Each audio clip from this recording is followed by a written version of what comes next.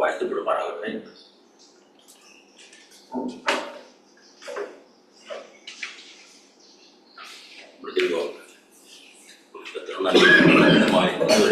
കൂടെ ഉണ്ടായി കഴിഞ്ഞ രാത്രി പുറത്തു കിടന്ന അനേകരെ ഇപ്പോഴാൽക്കാലം കാണാതെ ലോകം വിട്ടുപോയപ്പോൾ ഏറെ കുറ്റങ്ങളും കുറവുള്ള എന്നെയും നിങ്ങളെയൊക്കെ ജീവനുള്ളവരുടെ ദേശത്ത് വീണ്ടും ഒരു ദിവസത്തെ ആയുസ് കൊടുത്തത് ദൈവത്തെ ആരാധിപ്പാനും ദൈവത്തിന്റെ വലിയ സാന്നിധ്യം അനുഭവിപ്പാനും ദൈവം തന്ന മഹാഭാഗ്യത്തെ ഞാൻ വീണ്ടും സ്തുതിക്കുക യാത്ര ചെയ്യുന്നത്. ലോകം അതിന്റെ അന്ത്യത്തിലേക്ക് നീങ്ങിക്കൊണ്ടിരിക്കുന്ന ഈ അവസാന കാലഘട്ടത്തില് നാം എത്ര വിശുദ്ധ ജീവനും ഭക്തിയുള്ളവരായിരിക്കണമെന്ന് വിശുദ്ധ വേദം നമ്മൾ പറയുന്നുണ്ടല്ലോ. 2 പത്രോസിന്റെ ലേഖനം 3-ാം അധ്യായത്തിന്റെ 15-ാം വാക്യത്തിൽ ഇങ്ങനെ കാണുന്നു: ഇങ്ങനെ ഇവയൊക്കെയും അഴിവാനുള്ളതായിരിക്കുക, ആകാശം ചുട്ടഴിയുവാനും മൂലപദാർത്ഥങ്ങൾ വെന്തുരുകുവാനുമുള്ള ദൈവത്തിന്റെ വരവ് കാത്തിരുന്നും ബന്ധപ്പെടുത്തിയും കൊണ്ട് നിങ്ങൾ എത്ര വിശുദ്ധ ജീവനും ഭക്തിയും ഉള്ളവരായിരിക്കണം. കേൾക്കുന്ന പ്രിയ ദൈവജനമേ, നാം എത്ര ജീവനും വിശുദ്ധിയും ഭക്തിയും ഉള്ളവരായ കർത്താവിന്റെ വീട് വരെ എടുക്കപ്പെടും. ദൈവജനത്തിന്റെ അടിസ്ഥാനത്തിൽ നമുക്ക് രാവിലെ സമയത്തിന് പരിശോധിക്കാൻ ഇന്നത്തെ അല്പനേരത്തെ ചിന്തയ്ക്കായിട്ട് ഞാൻ എടുത്ത വേദഭാഗം വിശുദ്ധ മത്തായിയുടെ സുവിശേഷം അതിന്റെ അവസാന അധ്യായത്തിന്റെ 28-ാം വാക്യത്തിലെ 5-6 വാക്യങ്ങൾ. വിശുദ്ധ മത്തായിയുടെ സുവിശേഷം 28-ാം അധ്യായത്തിന്റെ 5-6 വാക്യങ്ങൾ.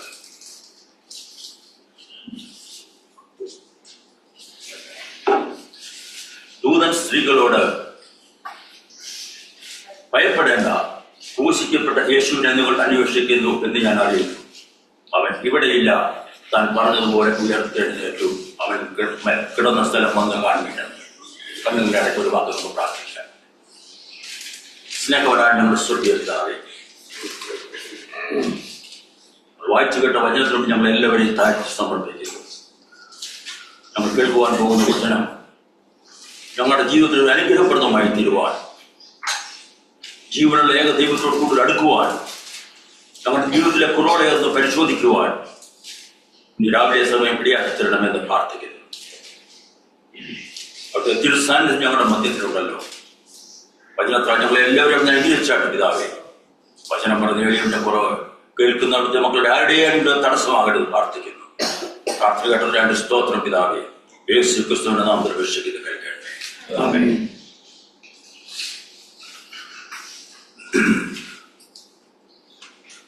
ദൂതൻ സ്ത്രീകളോട്,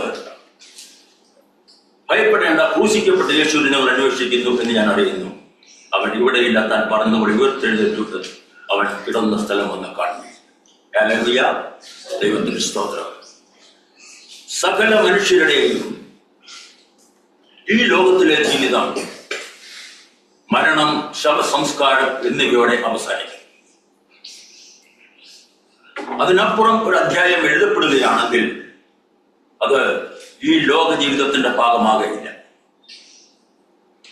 പകരം മരിച്ചുപോയ വ്യക്തി ഈ ലോകത്തിൽ ചെയ്ത നല്ലതും മോശവുമായ പ്രവൃത്തികളെ കുറിച്ചുള്ള ഒരു വിലയിരുത്തൽ മാത്രമായിരിക്കും. വിശുദ്ധ മത്തായിയുടെ സുവിശേഷം ഒരു ജീവചരിത്രമാണ്. അതായത് നമ്മുടെ കർത്താവിന്റെ ജീവചരിത്രമാണ് 1 മുതൽ 27 വരെയുള്ള വാക്യങ്ങൾ. അതില് കാണിച്ചിരിക്കുന്ന യേശുവിന്റെ വംശപാരമ്പര്യം, അതിൽ തുടങ്ങി മാതാപിതാക്കള്, ജനനം, വിദ്വാൻമാരുടെ വരവ്, സ്നാനം, പരിശുദ്ധാത്മാഭിഷേകം, 5 അപ്പം കൊണ്ട് 5000 പേരെ പോഷിപ്പിച്ച സംഭവം, കാറ്റിനെയും കടലിനെയും ശാസിച്ചതും രോഗികളെ സൗഖ്യമാക്കിയതും മരിച്ചവരെ ഉയർപ്പിച്ചതുമായ അത്ഭുത പ്രവൃത്തികൾ, മത നേതാക്കന്മാരും ഉണ്ടായ തർക്കങ്ങൾ, പതുക്കെ ജനങ്ങൾക്കുണ്ടാകുന്ന അകൽച്ച, അറസ്റ്റ്, വിചാരണ, പീഡനം, സകലം, ക്രൂശീകരണം, സകലവും നിവൃത്തിയായി എന്ന് പ്രഖ്യാപിച്ചുകൊണ്ടുള്ള കർത്താവിന്റെ മരണം, ആരെയും ഒരിക്കലും വെച്ചിട്ടില്ലാത്ത പുതിയ കല്ലറയിലെ സംസ്കാരം, കല്ലറ കൂട്ടി മുദ്രവയ്ക്കൽ എന്നിങ്ങനെയുള്ള സംഭവങ്ങളുടെ ഒരു വിവരണമാണ് 1 മുതൽ 27 വരെയുള്ള അധ്യായങ്ങൾ നമുക്ക് വായിക്കുവാൻ കഴിയുന്നത്. സാധാരണ മനുഷ്യ ജീവിതം ഇവിടം കൊണ്ട് അവസാനിക്കേണ്ടതാണ്. എന്നാൽ മത്തായിയുടെ സുവിശേഷത്തില് ഒരധ്യായം കൂടെ എഴുതപ്പെട്ടിട്ടുണ്ട്. ദൈവത്തിന് സ്തോത്രം. അധികം വന്ന ഈ അധ്യായം ഒരു ജീവചരിത്രത്തിന്റെ ഭാഗമാണ്. മനുഷ്യ ചരിത്രത്തിൽ ആദ്യമായാണ് ഒരാളിന്റെ ജീവചരിത്രം എഴുതി അടച്ചുവെച്ച പേന തുറന്ന് വീണ്ടും ഒരധ്യായം കൂടി, മരണത്തോടെ അവസാനിക്കാത്ത ഒരു ജീവിതത്തെ കുറിച്ച് കൂടി എഴുതേണ്ടി വന്നത്. അത് യേശുവിന്റെ ജീവചരിത്രം മാത്രമാണ്. ദൈവത്തിന് സ്തോത്രം. മരണത്തിന്റെ ദുഃഖവും വേദനയും നിറഞ്ഞ അനുഭവങ്ങളിൽ നിന്ന് സന്തോഷത്തിന്റെയും പ്രത്യാശയുടെയും ഉയർത്തെഴുന്നേൽപ്പ് വിവരിക്കപ്പെടുന്ന പുതിയ അധ്യായം യേശുവിന്റെ ജീവചരിത്രത്തിൽ മാത്രമേ ഉള്ളൂ. ഹല്ലേലൂയ, ദൈവത്തിന് സ്തോത്രം. സംശയമില്ല, ഇതൊരു പുതിയ അധ്യായം തന്നെയാണ് 28-ാം അധ്യായം. മനുഷ്യ ജീവിതത്തിന്റെ പരിണാമമായ ധാരണകളെല്ലാം കീഴ്മേൽ മറിച്ചതും ജീവനെ കുറിച്ചും നിലനിൽപ്പിനെ കുറിച്ചും പുതിയ ധാരണകൾ നൽകുന്നതുമായ പുതിയ ഒരു അധ്യായം. കല്ലറയ്ക്കുള്ളിലേക്കും കല്ലറയ്ക്ക് പുറത്തേക്കും ജീവിതത്തെ കൊണ്ടുപോകുന്ന, മരിച്ചവൻ വീണ്ടും ജീവിക്കുന്ന പ്രതിഭാസമാണ് അടച്ചുവെച്ച പേന വീണ്ടും തുറന്ന് എഴുതിയ അവസാനത്തേതും പുതിയതുമായ ഈ അധ്യായം, 28-ാം അധ്യായം. ദൈവത്തിന് സ്തോത്രം. യേശു ഇപ്പോഴും ജീവിച്ചിരിക്കുന്നു. അന്നത്തെ ലോകത്തെ അത് ഞെട്ടിക്കുവാനിടയായിട്ട് അവർ യേശുവിനെ കണ്ടു. യേശു അവരോട് സംസാരിച്ചു. അവൻ സംശയം മാറാനായി യേശുവിനെ തൊട്ടു നോക്കി. യേശു അവരുടെ നടുവിൽ വന്നു നിന്നു. മഗ്ദലക്കാരത്തി മറിയയെ പേർ ചൊല്ലി വിളിച്ചു യേശു. പത്രോസിനോട് ചോദിച്ചു, കുഞ്ഞുങ്ങളെ കൂട്ടുവാൻ വല്ലതും ഉണ്ടോ? കടൽ തീരത്ത് അവർക്ക് വേണ്ടി പ്രഭാത ഭക്ഷണം ഒരുക്കി. വന്ന് പ്രാതൽ കഴിച്ചുകൊള്ളുവീൻ എന്നവരെ ക്ഷണിച്ചു. അവർ കാണുകയെ യേശു ഭക്ഷിച്ചു.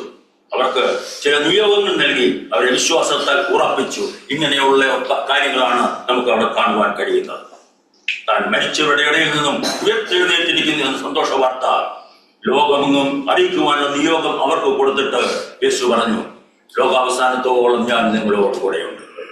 ഹല്ലേലൂയ, കർത്താവ് നമ്മോട് കൂടെ ഉണ്ടെന്നുള്ള പ്രത്യാശയാണ് ഇന്ന് ഈ ലോകത്തില് നാം ജീവിക്കുന്നതിന് പ്രധാന കാരണം. അല്ലെങ്കിൽ ഞാനും നിങ്ങളുമൊക്കെ എന്നേ നശിച്ചു പോയേനെ. ദൈവത്തിന് സ്തോത്രം. ഈ അവസാന അധ്യായം നമുക്ക് തരുന്ന സന്ദേശം എന്താണ്? ദൈവഹിതപ്രകാരമുള്ളവർക്ക് മരണത്തിന്മേൽ ജയമുണ്ടെന്നുള്ളതാണ്. വേറൊരു വിധത്തിൽ പറഞ്ഞാൽ, ഒരു യഥാർത്ഥ ദൈവ വൈദ്യന്റെ മേൽ അല്ലെങ്കിൽ അവന്റെ ജീവിതത്തിന്റെ മേൽ മരണത്തിന് അധികാരം നഷ്ടപ്പെട്ടിരിക്കുന്നു എന്നതാണ്. വായിക്കാം. 1 കൊരിന്ത്യർ ലേഖനം 15-ാം അധ്യായത്തിന്റെ 33-ാം ഭാഗം. 1 കൊരിന്ത്യർ 15:33.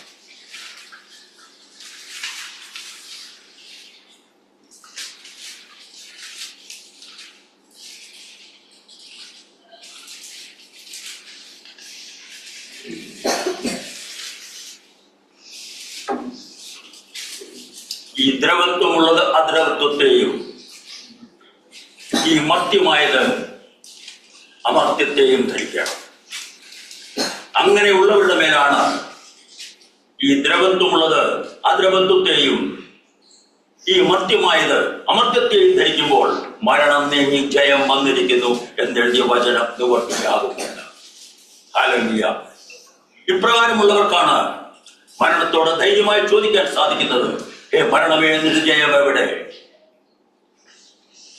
മരണമേ നിന്റെ വിഷമുള്ള എവിടെ? 1 കൊരിന്ത്യർ 15-ാം അധ്യായത്തിന്റെ 55-ാം വാക്യത്തിൽ നമുക്ക് കാണുവാൻ കഴിയുന്നുണ്ട്. യേശു ക്രിസ്തുവിലുള്ളവർക്ക് മരണത്തിന്റെ പ്രമാണം ബാധകമല്ല. അതിനായിട്ട് ഞാൻ ദൈവത്തെ രാവിലെ സമയം സ്തുതിക്കുന്നു. ജനനമെന്ന 3 അക്ഷരത്തിനും മരണമെന്ന 3 അക്ഷരത്തിനും ഇടയിലുള്ള അല്പസമയമാണ് ജീവിതമെന്ന 3 അക്ഷരം എന്ന ധാരണ മാറ്റി മരണത്തപ്പുറത്തേക്കും നീളുന്നതാണ് മനുഷ്യന്റെ ജീവിതം എന്ന യാഥാർത്ഥ്യം യേശു തെളിയിച്ചു. ദൈവത്തിന് സ്തോത്രം. ജീവിതം കല്ലറ കൊണ്ട് മാത്രം അവസാനിക്കുന്നില്ല, നിത്യതയിലേക്ക് തുടരുകയാണെന്ന് യേശു പ്രഖ്യാപിച്ചു. അല്ലെ, കേൾക്കുന്ന ദൈവജനമേ, എത്ര പേർക്ക് പറയാൻ സാധിക്കുന്ന രാവിലെ സമയം എന്റെ മരണത്തിന് ശേഷം എന്റെ ജീവിതം നിത്യതയിലേക്ക് തുടരുന്നതാണെന്നുള്ളത്? ഹല്ലേലൂയ. പൗലോസ് എന്ന വ്യക്തിയുടെ ചരിത്രം നമ്മെ പഠിപ്പിക്കുന്നത് ഇത് തന്നെയാണ്. സാധാരണക്കാരനായി ജനിച്ച് വളർന്ന് അതിശ്രേഷ്ഠനായ ഗമാലിയേൽ എന്ന അധ്യാപകനിൽ നിന്നും വിദ്യാഭ്യാസം നേടി സെൻഹെദ്രീം സംഘത്തിലെ അംഗമായി ശുഷ്കാന്തിയുള്ള പരീക്ഷനായി ഡെമസ്കോസിലേക്കുള്ള യാത്രാമധ്യേ അതുവരെ താൻ എതിർത്ത യേശുവിന്റെ അനുയായിയായി പരിശുദ്ധാത്മാവിനാൽ നിറയപ്പെട്ട് സുവിശേഷ ഘോഷണത്തിനായി ഓടി നടന്ന അദ്ദേഹം സഭകൾ സ്ഥാപിച്ചു. ലേഖനങ്ങളെ എഴുതി തന്റെ കൂടെ ഉണ്ടായിരുന്ന വിശ്വാസികളെ ഉറപ്പിച്ചു. തടവിലാക്കപ്പെട്ടു, വിമോചിപ്പിക്കപ്പെട്ടു. ഒടുവിൽ വധശിക്ഷയ്ക്ക് വിധിക്കപ്പെട്ട് കിടക്കുമ്പോൾ എഴുതി, എന്റെ നിര്യാണകാലം അടുത്തിരിക്കുന്നു. ഞാൻ നല്ല പോർ പൊരുതി ഓട്ടം തികച്ച വിശ്വാസം കാത്തു. ഇതാ പൗലോസിന്റെ ജീവിതം എന്ന് പറഞ്ഞ് അദ്ദേഹം ലേഖനം അവസാനിപ്പിക്കുകയല്ല ചെയ്തത്. പകരം ഇനി എന്ന് പറഞ്ഞ് അദ്ദേഹം വീണ്ടും തുടരുകയാണ്. മരിക്കാൻ തുടങ്ങുമ്പോൾ അദ്ദേഹം പറയുകയാണ്, ഇനിയും. പൗലോസിനെ വിധിച്ച ന്യായാധിപന്മാരും തലവെട്ടി ആരാച്ചാരും കരുതിയത് പൗലോസിനെ ഇനി എന്ന് പറയുവാൻ ഒന്നുമില്ലെന്നുള്ളതാണ്. നാളെ എന്നൊരു വാക്ക് പൗലോസിന്റെ ജീവിത പുസ്തകത്തിലില്ലെന്ന് അവർ കരുതി. അവർ അദ്ദേഹത്തിന് തലവെട്ടി മാറ്റി. പൗലോസിന് ഈ ലോകത്തിലെ ജീവിതയാത്ര അവസാനിച്ചു എന്ന് അവർ കരുതി. എന്നാൽ മരണം അന്ന് മുന്നിൽ നിൽക്കുമ്പോഴും പൗലോസ് ഭയന്ന് പതറിയില്ല. അദ്ദേഹം എഴുതി അടച്ചു വെച്ച പേന വീണ്ടും തുറന്നെഴുതി വിശ്വാസത്തിന്റെ നിറവോടെ, ഇനിയും നീതിയുടെ കിരീടം എനിക്കായി വെച്ചിരിക്കുന്നു. കേൾക്കുന്ന ദൈവജനമേ, ഞാൻ നിങ്ങളുടെ ആത്മാവ് നമ്മുടെ ശരീരത്തിൽ നിന്ന് വിട്ടുപോകുമ്പോൾ എത്ര പേർക്ക് ധൈര്യത്തോടെ പറയാൻ സാധിക്കും, ഇനിയും വിശ്വസനായ എന്റെ ദൈവം നീതിയുടെ കിരീടം എനിക്കായി വെച്ചിരിക്കുന്നുവെന്ന്. അത് തുടർന്ന് അദ്ദേഹം പറയുകയാണ്, അത് നീതിയുള്ള ന്യായാധിപതിയായ കർത്താവ് ആ ദിവസത്തിൽ എനിക്ക് നൽകും. ഇനി എന്ന വാക്കുകൂടി ചേർക്കുവാനും തുടർന്നുള്ള കാര്യങ്ങൾ എഴുതുവാനും സാധിച്ചില്ല എങ്കിൽ പൗലോസ് ലോകത്തിലേക്ക് ഏറ്റവും വലിയ വിഡ്ഢി എന്ന് കരുതുമായിരുന്നു. തനിക്ക് പ്രസംഗിക്കാണ്ടായിരുന്ന കാര്യങ്ങളുടെ നീണ്ട ലിസ്റ്റ് അവതരിപ്പിച്ചിട്ട് അതെല്ലാം അദ്ദേഹം പറയുകയാണ്, ക്രിസ്തു മൂലം ഇതെല്ലാം ഞാൻ ഛേദമെന്നുണ്ടെന്ന്. സകലതും ഞാൻ ചപ്പും കുപ്പയുമായി എണ്ണുന്നെന്ന് അദ്ദേഹം പറയുകയാണ്. അതെല്ലാം എന്റെ ഈ ലോക ജീവിതത്തിന്റെ ഒരു ഭാഗം മാത്രമായിരുന്നു. എന്നാൽ ഈ ലോക ജീവിതത്തിന്റെ ഭാഗത്തേക്കാൾ കൂടുതലായിട്ട് അതിശ്രേഷ്ഠമായ നിത്യമായ ഒരു പുതിയ അധ്യായത്തിലേക്ക് ഈ ലോകത്തിൽ നിന്ന് ഞാൻ പോവുകയാണ്. ഹല്ലേലൂയ. അവസാനത്തെ അധ്യായത്തിന് ശേഷമുള്ള പുതിയ അധ്യായം. ദൈവത്തിന് സ്തോത്രം. പുനരുത്ഥാനത്തിന്റെ വാഗ്ദാനമാണ് പൗലോസിനെ മാറ്റിമറിച്ചതും എല്ലാം. ചോദിക്കുകയാണ്, ഹേ മരണമേ നിന്റെ ജയം എവിടെ? ഹേ മരണമേ നിന്റെ വിഷമുള്ള എവിടെ? എന്ന് മരണത്തിന്റെ മുഖത്ത് നോക്കി തന്നെ മരണത്തെ വെല്ലുവിളിക്കുവാൻ പൗലോസിനെ കഴിവുള്ളവനാക്കി തീർത്തത് അദ്ദേഹത്തിന്റെ വിശ്വാസതീഷ്ണതയാണ്, അദ്ദേഹത്തിന്റെ ആത്മീയ കാഴ്ചപ്പാടാണ്. ആദ്യ നൂറ്റാണ്ട് മുതൽ ഇന്നുവരെ ക്രിസ്തീയ രക്തസാക്ഷികളെ മരണത്തിന് മുമ്പിൽ ധൈര്യപ്പെടുത്തിയത് ഈ വാഗ്ദാനമാണ്. ദൈവസഭയുടെ ചരിത്രത്തില് ഇന്നുവരെ യേശു ക്രിസ്തുവിന് വേണ്ടി ജീവൻ വെച്ചു കൊടുത്ത ഓരോരുത്തരെയും അടുത്തൊരധ്യായം കാത്തിരിക്കുന്നു എന്ന വിശ്വാസത്താലാണ് അവർ അത് ചെയ്തത്. കുതിര വണ്ടിയുടെ പിന്നിൽ കെട്ടിയിട്ട് കല്ലുകൾ നിറഞ്ഞ റോഡിൽ കൂടെ കുതിരയെ ഓടിച്ചു പോകുമ്പോൾ അവിടെ ഇവിടെയും ശരീരം തട്ടി മാംസകഷണങ്ങൾ പറിച്ചെറിയപ്പെട്ട് തൊലി ശരീരത്തെ ഇരിഞ്ഞു പോകുമ്പോഴും ഇരുമ്പ് കട്ടിലിൽ കെട്ടിയിട്ട് അടിയിൽ തീ കൊളുത്തി വറചട്ടി ഇട്ടതുപോലെ വെന്തു മരിക്കുമ്പോഴും കഴുത്ത് മുതൽ പാദം വരെ നീറോ ചക്രവർത്തിയുടെ കൊട്ടാരത്തിന്റെ പൂന്തോട്ടത്തില് മരത്തോട് ചേർത്ത് നിർത്തി ശരീരം മുഴുവൻ ചാർ പൊതിഞ്ഞ് കത്തിച്ചുമ്പോഴും അതെല്ലാം അവർ ഓരോരുത്തരും സഹിച്ചത് തങ്ങളുടെ ജീവിതത്തിൽ ചേർക്കാൻ പോകുന്ന പുതിയ അവസാനിക്കാത്ത ഒരു അധ്യായത്തെ കുറിച്ച് ഓർത്തു മാത്രമാണ്. ദൈവത്തിന് സ്തോത്രം.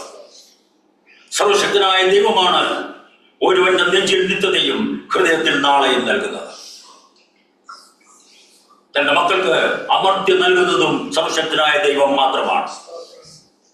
ദൈവം നമുക്ക് തന്നിരിക്കുന്ന അമർത്യത എന്ന അവസാനിക്കാത്തതും അവസാനത്തേതുമായ അധ്യായത്തിൽ നമുക്ക് സ്തോത്രം ചെയ്യാം. ഹല്ലേലൂയ. ദൈവ മക്കൾക്ക് മാത്രം ഈ ലോക ജീവിതത്തിന് ശേഷം പരിചയമുള്ളതും ഇനിയും എന്ന് പറയുവാൻ സാധിക്കുന്നതുമായ അവസാനിക്കാത്ത അധ്യായം അതാണ്. മൂന്നാം ദിവസം കല്ലറ വിട്ട് പുറത്തു വന്ന യേശു പരിചയപ്പെടുത്തിയ ഈ അധ്യായം നമ്മുടെ ഓരോരുത്തരുടെയും ഈ ലോക ജീവിതത്തിന്റെ അവസാനം കൂട്ടിച്ചേർക്കുവാനായി ദൈവത്തിന്റെ പരിശുദ്ധാത്മാ സ്വർഗീയ സിംഹാസനം വിട്ട് നമ്മുടെ മധ്യത്തിലേക്ക് കടന്നു വന്നിട്ടുണ്ട്. യവന സംസ്കാരത്തിന്റെ അതില് ആത്മാവിന്റെ നിലനിൽപ്പ് അംഗീകരിക്കപ്പെടുന്നുണ്ടെങ്കിലും ശരീരത്തിന്റെ ഉയർപ്പ് അസാധ്യമാണെന്ന് അവർ കരുതിയത്. എന്നാൽ സൗഖ്യത്തിന് പുനരുത്ഥാനം ഇല്ല എന്ന് പഠിപ്പിച്ചിരുന്നു. എന്നാൽ ദുഃഖം നിറഞ്ഞു എന്ന ബഥാനിയയിൽ മരണത്തിന്റെ കറുത്ത യാഥാർത്ഥ്യത്തിന് മുമ്പിൽ യേശു പ്രതികരിച്ചു, ഞാൻ തന്നെ പുനരുത്ഥാനവും ജീവനുമാകുന്നു. സുവിശേഷം 11:24 വാക്യം. യോഹന്നാൻ 11:24.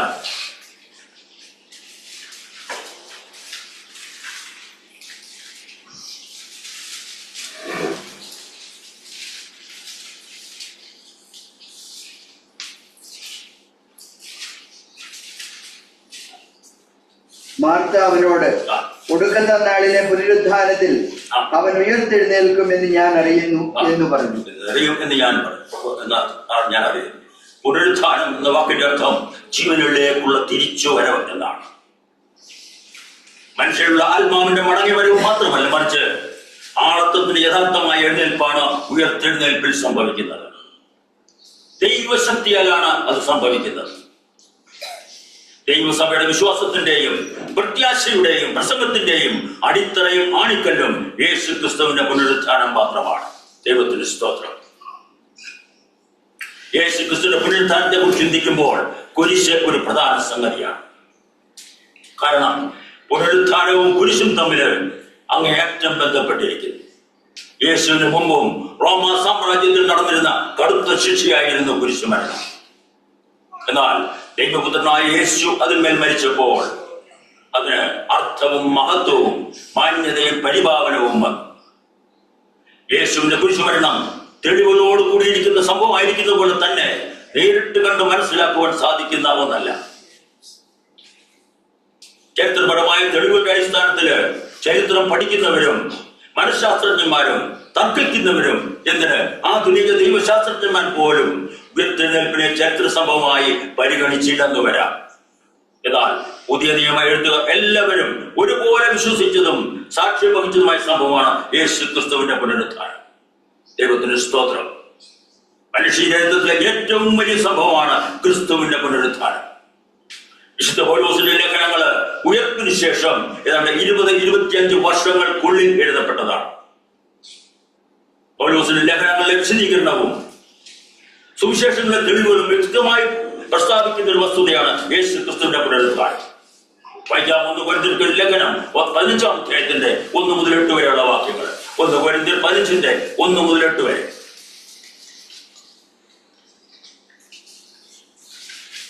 എന്നാൽ സഹോദരന്മാരെ, ഞാൻ നിങ്ങളോട് സുവിശേഷിച്ചതും നിങ്ങൾക്ക് ലഭിച്ചതും നിങ്ങൾ നിൽക്കുന്നതും നിങ്ങൾ വിശ്വസിച്ചതും വ്രതാവല്ലെന്ന് വരികിൽ നിങ്ങൾ രക്ഷിക്കപ്പെടുന്നതുമായ സുവിശേഷം നിങ്ങൾ പിടിച്ചുകൊണ്ടാൽ ഞാൻ ഇന്ന വിധം നിങ്ങളോട് സുവിശേഷിച്ചിരിക്കുന്നു എന്ന് നിങ്ങളെ ഓർമ്മിപ്പിക്കുന്നു. അതുപോലെ തന്നെ മത്തായിയുടെ സുവിശേഷം, മർക്കോസിന്റെ സുവിശേഷം, ലൂക്കോസ്, യോഹന്നാൻ അപ്പോസ്തലരുടെ പ്രവൃത്തികൾ, അവിടെയൊക്കെ ഇതിനെ കുറിച്ച് നമുക്ക് കാണുവാൻ സാധിക്കുന്നുണ്ട്. ക്രിസ്തുവിന്റെ പുനരുദ്ധാനമായിരുന്നു ഇവിടെ എല്ലാ ആദിമസഭയുടെ പ്രധാന പ്രസംഗ വിഷയം. യേശു ക്രിസ്തു ഉയർത്തെഴുന്നേറ്റു. ദൈവം യേശുവിനെ മരിച്ചവരുടെ ഇടയിൽ നിന്ന് ഉയർത്തെഴുന്നേൽപ്പിച്ചു. യേശു നമ്മുടെ കർത്താവാണ്. യേശു എല്ലാവരുടെയും കർത്താവ്, സകല മനുഷ്യരുടെയും കർത്താവാണ്. യേശുവിന്റെ നാമത്തില് പാപമോചനവും മനസ്സാന്തരവും ഉണ്ട്. രക്ഷിക്കപ്പെടുവാൻ യേശുവിന്റെ നാമമല്ലാതെ മറ്റൊരു നാമവും ഈ ഭൂമിയിലില്ല. ദൈവത്തിന് സ്തോത്രം. ഇതായിരുന്നു ആദിമസഭയുടെ പ്രധാന പ്രസംഗ വിഷയം. അതുതന്നെയാണ് പിതാവായ ദൈവത്തിന്, അങ്ങനെയാണ് പിതാവായ ദൈവത്തിന്റെ രക്ഷ മനുഷ്യരിൽ സംജാതമായത്. തന്റെ പുത്രനായ ക്രിസ്തു കുരിശിൽ മരിച്ചതിനാലാണ് ഇതെല്ലാം സാധ്യമായത്. ദൈവത്തിന്റെ സ്തോത്രം. ദൈവസഭയുടെ വിശ്വാസത്തിന്റെ വലിയ പ്രതീക്ഷയും കുരിശാണ്. യേശു ക്രിസ്തുവിന്റെ പുനരുദ്ധാനം സംഭവിച്ചില്ലായിരുന്നെങ്കിൽ കുരിശിന് പ്രസക്തിയില്ലാതെ പോയേ. ഹല്ലേലൂയ. വിശ്വാസത്തിനും പ്രസംഗത്തിനും പ്രത്യാശയ്ക്കും വഴി അടഞ്ഞു പോവുകയും ചെയ്യുമായിരുന്നു. കുരിശ് അതൊരു എല്ലാവർക്കും പീഡനത്തിന്റെയും നിന്ദയുടെയും നിരാശയുടെയും മരണത്തിന്റെയും അനുഭവമായിരുന്നു. എന്നാൽ ദൈവപുത്രനായ യേശുവിന്റെ കുരിശുമരണം ദൈവമഹത്വത്തിന്റെയും ദൈവസ്നേഹത്തിന്റെയും ദൈവക്ഷമയുടെയും ദൈവശക്തിയുടെയും അടയാളമായി മാറുകയാണ് ചെയ്തത്. തിന്മയുടെ ശക്തിമേൽ വിജയം നേടിയതിനാൽ, ദൈവത്തോടും മറ്റുള്ളവരോടും നിരപ്പ് സമ്പാദിച്ചതിനാൽ കുരിശ് ദൈവമഹത്വത്തിന്റെ അടയാളമായി മാറി. എഫേസ്യർക്ക് ലേഖനം 2-ാം അധ്യായത്തിന്റെ 14 മുതൽ 16 വരെയുള്ള വാക്യം നമുക്കൊന്ന് വായിക്കാം. എഫേസ്യർക്ക് ലേഖനം 2-ാം അധ്യായത്തിന്റെ 14 മുതൽ 16 വരെ. അവൻ നമ്മുടെ സമാധാനം അവൻ ഇരുപക്ഷത്തെയും ഒന്നാക്കി ചട്ടങ്ങളും കൽപ്പനകളുമായ ന്യായപ്രമാണം എന്ന ശത്രുത്വം തന്റെ ജഡത്താൽ നീക്കി വേർപാടിന്റെ നടിച്ചുവർ ഇടിച്ചു കളഞ്ഞു സമാധാനം ഉണ്ടാക്കിക്കൊണ്ട് ഇരുപക്ഷത്തെയും തന്നിൽ ഒരേ പുതുമനുഷ്യനാക്കി സൃഷ്ടിക്കുവാനും ക്രൂശിന്മേൽ വെച്ച് ശത്രുത്വം ഇല്ലാതാക്കി അതിനാൽ ഇരുപക്ഷത്തെയും ഏക ശരീരത്തിൽ ദൈവത്തോട് നിരപ്പാക്കുവാനും തന്നെ. യേശുവിന്റെ പുനരുത്ഥാനത്തിന്റെ പങ്കാളികളായി തന്നോട് പറ്റിച്ചേർന്നവരെ യേശു തന്റെ സഭയിലെ അംഗങ്ങളാക്കി തീർന്നിരിക്കുന്നു. കർത്താവിന്റെ പുനരുത്ഥാനത്തോടും ഞാനും നിങ്ങളും ഒക്കെ പറ്റിച്ചേർന്ന് നിൽക്കുന്നത് കൊണ്ട് മാത്രമാണ് കർത്താവിന്റെ സഭയിലെ അംഗങ്ങളായി ഞാനും നിങ്ങളും ചേർത്തത്. ദൈവത്തിന്റെ സ്തോത്രം. എന്നാൽ അവന്റെ മരണത്തോട് പങ്കാളികളാകുക എന്നതാണ് ഇതിലെ പ്രധാന ഉദ്ദേശം. ഇത് വിശ്വാസ സ്നാനത്താലാണ് സംഭവിക്കുന്നത്. റോമർക്കെഴുതിയ ലേഖനം 6-ാം അധ്യായത്തിന്റെ 3 മുതൽ 5 വരെയുള്ള വാക്യങ്ങൾ. റോമർക്കെഴുതിയ ലേഖനം 3-ാം അധ്യായത്തിന്റെ 6-ാം അധ്യായത്തിന്റെ 3 മുതൽ 5 വരെ. റോമർ 6-ന്റെ 3 മുതൽ 5 വരെ. അല്ല, യേശു ക്രിസ്തുവിനോട് ചേരുവാൻ സ്നാനമേറ്റവരായ നാം എല്ലാവരും അവന്റെ മരണത്തിൽ പങ്കാളികളാകുവാൻ സ്നാനമേറ്റിരിക്കുന്നു എന്ന് നിങ്ങൾ അറിയുന്നില്ലയോ? അങ്ങനെ നാം അവന്റെ മരണത്തിൽ പങ്കാളികളായി തീർന്ന് സ്നാനത്താൽ അവനോടുകൂടെ കുഴിച്ചിടപ്പെട്ടു. ക്രിസ്തു മരിച്ചിട്ട് പിതാവിന്റെ മഹിമയാൽ ജീവിച്ചെഴുന്നേറ്റതുപോലെ നാമും ജീവന്റെ പുതുക്കത്തിൽ നടക്കേണ്ടതിന് തന്നെ. ഇങ്ങനെയുള്ളവർക്കാണ് പുനരുത്ഥാനം സംഭവിക്കുന്നത്. കർത്താവിന്റെ മരണത്തോടെ ഏകീഭവിക്കാതെ ആർക്കും പുനരുത്ഥാനത്തിൽ പങ്കാളികളാകുവാൻ സാധ്യമല്ല. യേശുവിന്റെ കുരിശിനെതിരെ ഇന്ന് സ്ത്രീകൾക്കാണ് പുനരുത്ഥാനത്തിന് സന്തോഷം ആദ്യം അനുഭവിക്കുവാൻ ഭാഗ്യമുണ്ടായത്. ദൈവത്തിന് സ്തോത്രം. കുരിശുമരണത്തോടും അതിനുശേഷമുള്ള അനുഭവത്തോടും ഏകീഭവിക്കുന്നതാണ് പുനരുത്ഥാനത്തിന്റെ വ്യവസ്ഥ. ഉയർത്തെഴുന്നേൽപ്പിക്കപ്പെട്ട യേശുവിന്റെ ആളത്വം ശരീരത്തോടു കൂടിയ വ്യക്തിത്വം വിശ്വാസികൾക്ക് തരുന്നത് പ്രത്യാശ നിറഞ്ഞ ഒരു വരും കാലത്തെ കുറിച്ചാണ്. ദൈവരാജ്യത്തിന്റെ പൂർണ്ണതയില് വിശ്വാസികൾ എല്ലാവരും മഹത്വീകരിക്കപ്പെട്ടതും രൂപാന്തരപ്പെട്ടതുമായ ശരീരം ധരിക്കും.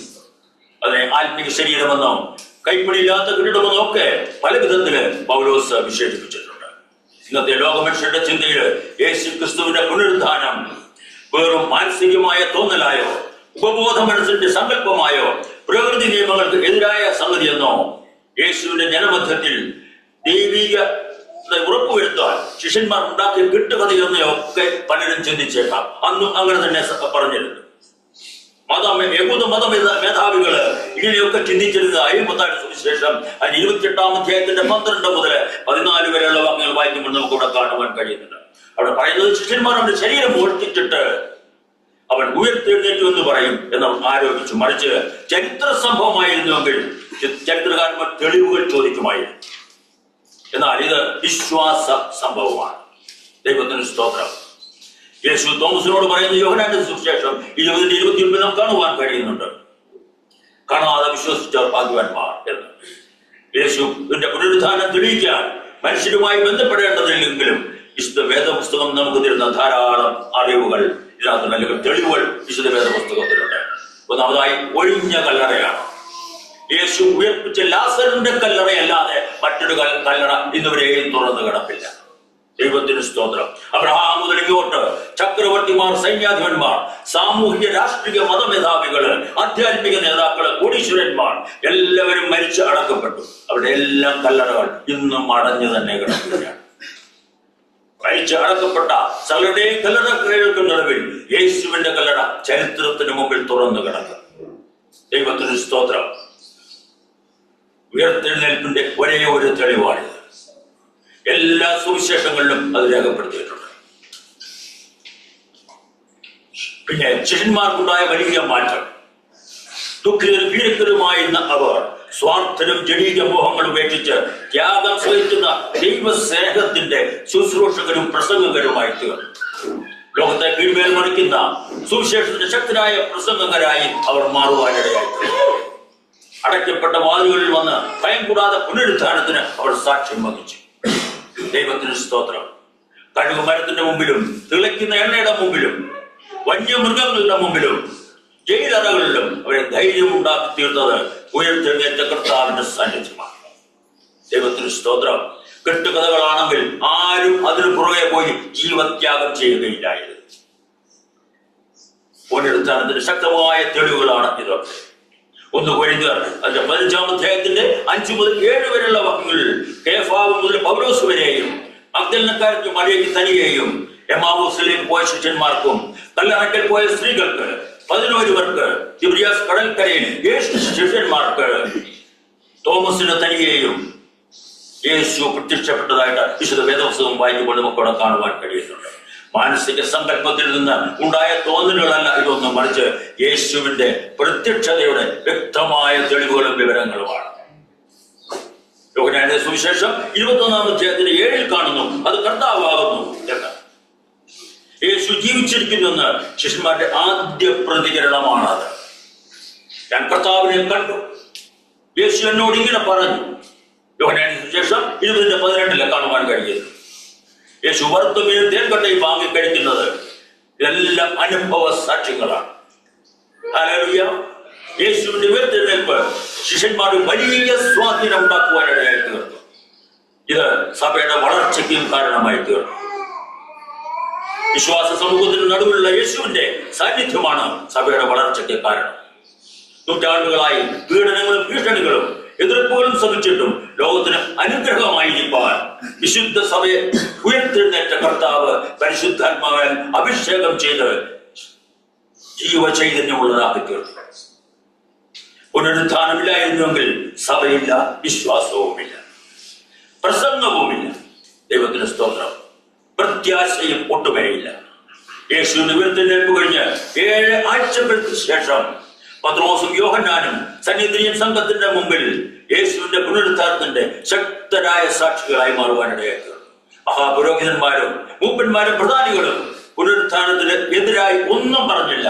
അവർ കാവൽക്കാർക്ക് ധാരാളം പണം കൊടുത്ത് ആ സത്യം മൂടിവെക്കുവാൻ പറഞ്ഞവരാണ്. യേശുവിന്റെ ശരീരം ആരും മോഷ്ടിച്ചതല്ല. കല്ലറയ്ക്കുള്ളിൽ കണ്ട റുമാലുകള് ശീലകളോടുകൂടി ചുരുട്ടി വെള്ളത്തിൽ വെച്ചതായി കണ്ട സാക്ഷികൾ.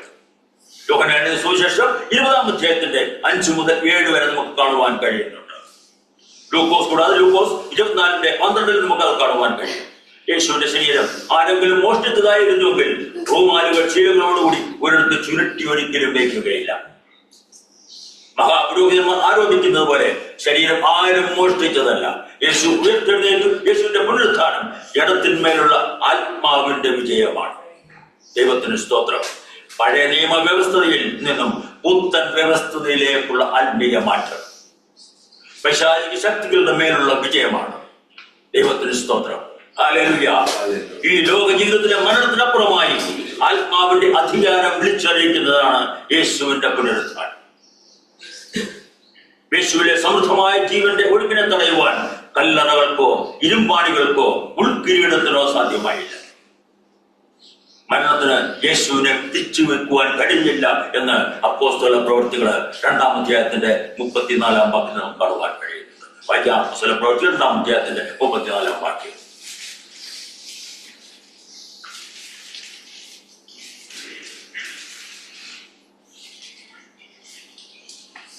ദാവീദ് സ്വർഗാരോഹണം ചെയ്തില്ലല്ലോ, എന്നാൽ അവൻ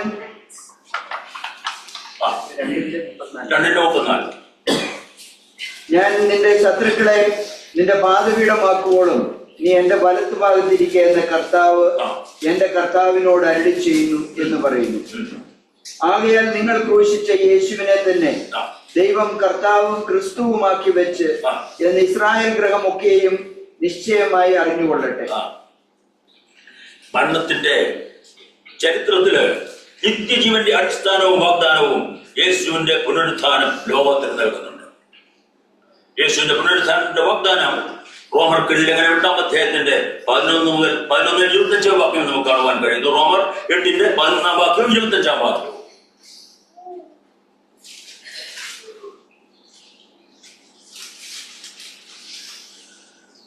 യേശുവിനെ മരിച്ചവരിൽ നിന്ന് ഉയർപ്പിച്ചവന്റെ ആത്മാവ് നിങ്ങളിൽ വസിക്കുന്നുവെങ്കിൽ ക്രിസ്തയേശുവിനെ മരണത്തിൽ നിന്ന് ഉയർപ്പിച്ചവൻ നിങ്ങളിൽ വസിക്കുന്ന തന്റെ ആത്മാവിനെ കൊണ്ട് നിങ്ങളുടെ മർത്യ ശരീരങ്ങളെയും ജീവിപ്പിക്കും. യേശുവിന്റെ പുനരുത്ഥാനം വിളിച്ചറിയിക്കുന്ന സത്യം കഷ്ടതകൾക്കും വേദനകൾക്കും തോൽവികൾക്കും നിരാശകൾക്കും അപ്പുറത്തായി സകലത്തിന്റെയും ഭാഗതയെ കുറിക്കുന്ന ദൈവം എല്ലാത്തിനെയും തന്റെ കരങ്ങളിലെടുത്ത് തന്റെ ഇഷ്ടപ്രകാരം രൂപപ്പെടുത്തുന്ന ദിവസം ഉണ്ട് എന്നാണ്. ഹല്ലേലൂയ. ലോകത്തിന് പ്രത്യാശ നൽകുന്ന വാർത്തയാണിത്. എന്റെ ഇന്നുകളുടെയും വിശ്വാസ ജീവിതത്തിന് പ്രത്യാശ നൽകുന്ന ഒരു വലിയ വാർത്തയാണിത്. ഉയർത്തെഴുന്നേറ്റ കർത്താവ് തന്നെ ക്രൂശിച്ചവരുടെ അടുക്കിലേക്കല്ല പോയത്, മറിച്ച് ഗലീലയിലേക്കാണ് പോയത്. അവിടെ ശിഷ്യന്മാര് നിരാശയിലും ബദ്ധപ്പാടിലും അധ്വാനത്തിലുമാണ്. ഉയർത്തെഴുന്നേറ്റ കർത്താവ് ബദ്ധപ്പാടിന്റെയും അധ്വാനത്തിന്റെയും പോരാട്ടത്തിന്റെയും മുമ്പിലായിരിക്കും ജനക്കൂട്ടത്തിന്റെ മധ്യത്തിലുണ്ടെന്നുള്ളതാണ് ഈ ലോകത്തിന്റെ പ്രത്യാശ. ദൈവത്തിന്റെ സ്തോത്രം.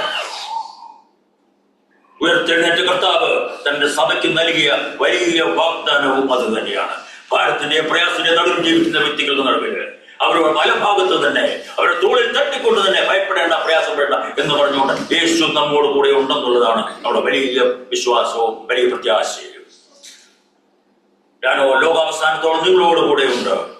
ഇതാണ് ലോകത്തിന്റെ വലിയ പ്രത്യാശ. വിശ്വാസ സമൂഹത്തിന്റെ പ്രത്യാശ അത് തന്നെയാണ്. ആ വിശ്വാസ ജീവിതമാണ് എന്നെ ഇന്നുകളെയും കഷ്ടതയും പ്രയാസവും ദുഃഖവും നിറഞ്ഞ ഈ ലോകത്തിനെ മുന്നോട്ട് നയിക്കുവാൻ പ്രേരിപ്പിക്കുന്നത്. സർവശക്തനായ ദൈവം കേട്ടോ വചനത്താൽ നിങ്ങൾ എല്ലാവരെയും അനുഗ്രഹിക്കുകയും സഹായിക്കുകയും ചെയ്യുമാറാകട്ടെ. കർത്താവിന്റെ വീടുപരവനായിട്ട് നമുക്ക് നല്ല തമ്മിൽ തന്നെ ഒരുക്കാം. ദൈവം നിങ്ങളെ അതിനായിട്ട് സഹായിക്കട്ടെ.